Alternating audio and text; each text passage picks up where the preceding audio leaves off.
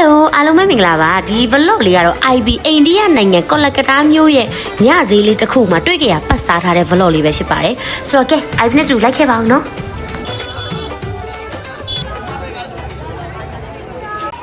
ဒါကတော့ IB တို့ကိုဒီကောလကတာမြို့ရဲ့မြို့ခံကနေခေါ်သွားပြီး night market ပေါ့နော်သူကအမြဲတမ်းနေတိုင်းဒီလိုမျိုးစီကားနဲ့လူတွေအပြည့်ပဲမသိရင်ပွဲစည်းတိုင်းလိုပဲပေါ့နော်ဆိုတော့ကဲဒီမှာ IB စားစရာလိုက်ရှာမှာပါဆိုဒီမှာ Indian street food တွေ IB စားပြချင်လို့ပေါ့နော်တခြားတော့ဒီမှာထွေထူးတော့ဘာမှမရှိဘူးမြန်မာနိုင်ငံကပွဲစည်းတိုင်းနဲ့လည်းစင်နေပေါ့နော်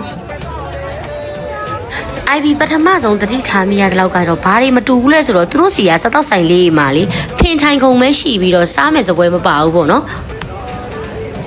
ဆိုတော့ IB လည်းသူတို့နဲ့အတူဒီမှာပထမဆုံးတိုရှေဆိုင်လေးကိုဝင်လိုက်တယ်ပေါ့နော်တိုရှေရဲ့ဒီပထမဆုံး IB စားလိုက်တာတော့အီတလီခေါ်မလားဒါပေမဲ့အိန္ဒိယနာမည်တော့မသိဘူးပေါ့နော်မှားသွားရင်တော့ sorry ပါဒါပေမဲ့အဲ့ဒီမုတ်ဖောင်းဖောင်းလေးစားရပေါ့နော်ပြီးလို့ရှိရင်တိုရှေတစ်ပွဲမှာထားပါတယ်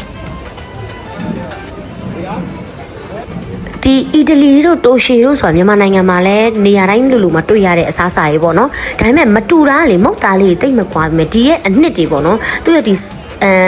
တို့စားရတဲ့အနှစ်တွေပဲဟင်းတွေအဲ့ဒါမျိုးတွေကကြောင့်ဒီမှာတအားကိုမှမှုပြီးတအားကိုမှကောင်းတာပေါ့နော် IB ကငကိုကလေးက Indian food တွေတအားကြိုက်တဲ့သူဆိုတော့ဒါလေးတွေကိုအရက်အရှိစားတာအရန်ပျော်ရဲပေါ့နော်ကဲဆိုတော့တိုရှေစားပြီဆိုရင်နောက်တစ်ဆိုင်သွားမယ်ဒီမှာအများကြီးပဲဆိုင်နေရလေနောက်တစ်ခုကတော့ဒီမှာမိုမိုပေါ့နော် chicken momo ဆိုတာဖတ်ထုတ်ကိုပြောတာပေါ့ IB ကအစားမိုမိုဆိုတာဘာမှမသိလို့မှားလိုက်တာဒါအိန္ဒိယမှာဆိုမိုမိုဆိုတာဖတ်ထုတ်ကျော်ဖတ်ထုတ်ပြုတ်ဖတ်ထုတ်ပေါင်းလေးပေါ့နော်ဆိုတော့ဒီမှာ IB မှာဖတ်ထုတ်လေးမှာထားပါတယ်ကဲအရသာရှိစားမယ်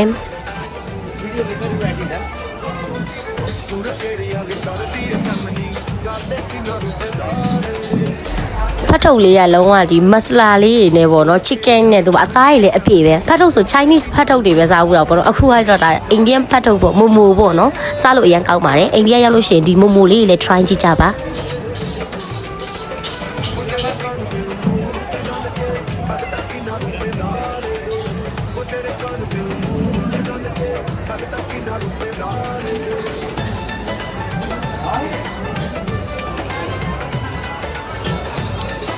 ဒါလေးကတော့ဒါသူများတွေမှားနေဖတ်ထုတ်လေးပေါ့ဒါလေးကလည်းမူဝဲပေါ့နော်ဒါပေမဲ့သူကပေါင်းထားတာလေးဒါလေးလည်းစကောက်မှထင်တယ်ဆိုတော့ဒါတော့မစားနိုင်တော့ဘူးပေါ့နော်ကဲနောက်တစ်ဆိုင်သွားမယ်ဒီမှာမုံစည်းထဲမှာစိုက်နေအများကြီးဆိုတော့ IB ကိုစားဖို့လာခေါ်နေကြပါပေါ့နော်ဆိုင်ရဆိုင်ရှင်လားဝင်နေလားမသိဘူးသူတို့ဆိုင်မှာကောင်းနေစားမလားဆိုပြီးတော့ဘန်ကောက်တို့ရန်ကုန်တို့မှာလိုပဲပေါ့နော်ဒီဆိုင်ဝင်မလားဆိုပြီးတော့လာခေါ်ကြတဲ့လူတွေပေါ့နော်အဲ့ဒါရှောင်းနဲ့ IB ဘဲဆိုင်မှာဝင်စားရမလဲရွေးနေရပါတော့ဒီမှာပဝါကြီးတစ်ချိန်လုံးခြုံထားတာလေသူတို့စီမှာ IB ဂျိုင်းပြက်လေးဝတ်သွားမိတာပေါ့နော်ဒါပေမဲ့အဲ့ချိန်မှာယောက်ျားလေးရောမိန်းမရောကလေးလူကြီးကအစားအကုန်လုံးဝိုင်းကြည့်နေကြတာပေါ့ဘာလို့ဆိုသူတို့စီမှာအဲ့လိုအတိုးပြက်တွေမွေးကြဘူးပေါ့နော်မွေးဘူးဆိုတော့ IB အဲ့ဒါပဝါကြီးတစ်ချိန်လုံးခြုံထားတာပါ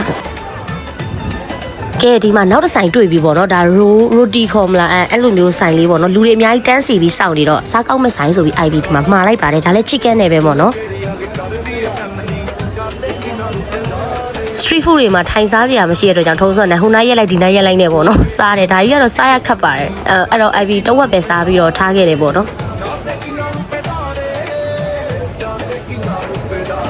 နောက်တစ်ဆိုင်ကတော့ IB အကြိုက်ဆုံးပါနီပူဒီဆိုင်ပေါ့နော်ဒီဆိုင်လေးဒီမှာလမ်းဘေးမှာတွေ့ရင် IB ဝယ်စားတာပေါ့နော်ရန်ကုန်မှာနဲ့မတူဒီမှာတအားကိုမှစားကောင်းတယ်ပေါ့စားကောင်းတယ်ဆိုတော့ပြီးတော့ရန်ကုန်မှာစားဘူးတဲ့တဆိုင်မှ IB အကြိုက်မတွေ့ဘူးပေါ့နော်ဆိုတော့ဒီမှာလေး IB 5ခုလောက်ထပ်ဆွဲလိုက်တယ်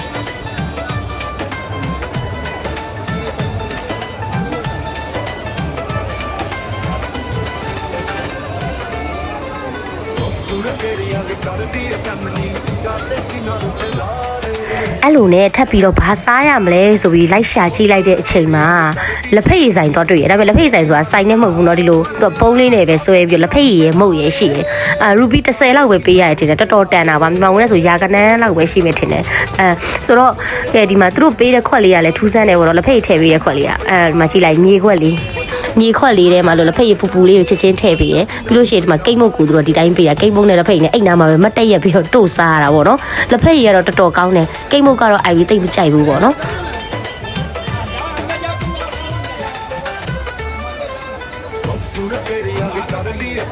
လက်ဖက်ရည်ကုံသွားတဲ့ခွက်လေးကိုပြန်ပေးစရာမလိုအိတ်နာမှာသူများတွေကအဲ့လိုမျိုးပြစ်ပေါက်ခဲ့တော့ IB လည်းအဲ့လိုပဲလွတ်ပစ်ခဲ့တယ်ပေါ့နော်ကဲပြီးတော့ဒီမှာ accessory ဆိုင်လေးပေါ့နော် IB sari နဲ့ဝတ်ဖို့ accessory လေးကြီးကြည့်တဲ့အခါမှာရန်ကုန်မှာတွေ့ဘူးတဲ့ဟာလေးပြောပေါ့နော်ဒါပေမဲ့သူတို့စီမှာပိုဈေးကြီးနေသီလားရန်ကုန်မြန်မာနိုင်ငံကဝယ်သွားတာပိုတန်တယ် ဒါကဒီလိုပွဲစည်းတန်းလိုနေရာမျိုးပဲရောက်နေလို့လားဒါမှမဟုတ် foreigner မဟုတ်လို့ပဲလားမသိဘူးပေါ့နော်သူတို့စီမှာမြန်မာနိုင်ငံထက်ဈေးပိုကြီးနေ IB မေးလိုက်တာ IB ဒါလေးတွေအကုန်လုံးက IB ဝယ်လာပြီးသားပေါ့နော်ရန်ကုန် Indian store တခုကနေပြီးတော့ဒီမှာရေခဲမုတ်ဆိုင်လေးတွေ့ရပေါ့နော်ဆိုတော့ရေခဲမုတ်လည်းစားခြင်းနဲ့ရာသီဥတုကလည်းနည်းနည်းလေးပူတော့ IB တက်မှာပူနေပြီပေါ့နော်ပူနေတော့ဒီမှာ IB ရေခဲမုတ်တစ်ခွက်အမြင်မှာပါတယ်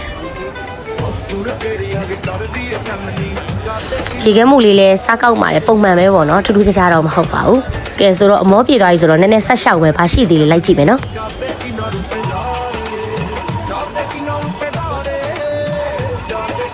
ကဲဆက်လျှောက်လိုက်နေဒီမှာအသီးစားချင်တာနဲ့ဒီမှာမလကာသီးရဲ့ဒီမှာဟိုဟာလေးဇောင်းငါးသီးလေးရဲ့IBမှားလိုက်ပါတယ်မှားပြီးတော့စားမယ်ပေါ့နော်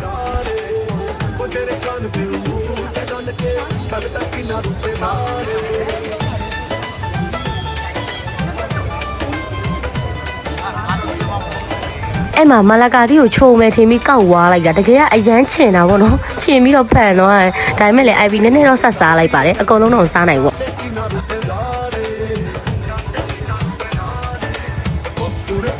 ဒါလေးကတော့ဇောင်းကားသီးလေးပါဇောင်းကားသီးလေးကိုသူတို့စားလေးနေပေါ့နော်သူလည်းချင်တယ်တော်တော်ချင်တာပါ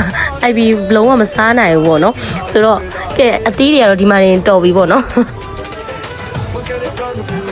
ကဲနောက်ဆုံးအပိတ်မှာတော့မဆလာကိုလာလေးနဲ့ပဲပိတ်လိုက်ပါမယ်။သူကမှကိုလာကိုမှတော့မဆလာလေးနဲ့ပေါ့နော်မဆလာလေးရဲ့စားရဲ့ပြီးလို့ရှိရင်တံပြာသီးတွေလားမသိဘူးအမေဖြော်တာပေါ့နော်။တောက်လို့တော့ကောင်းတယ်။အဲ့ဒါလေးတောက်ပြီးတော့ပြန်มาတော့မယ်။အားလုံးပဲတက်တာနောက် vlog မှာပြန်တွေ့မယ်နော်။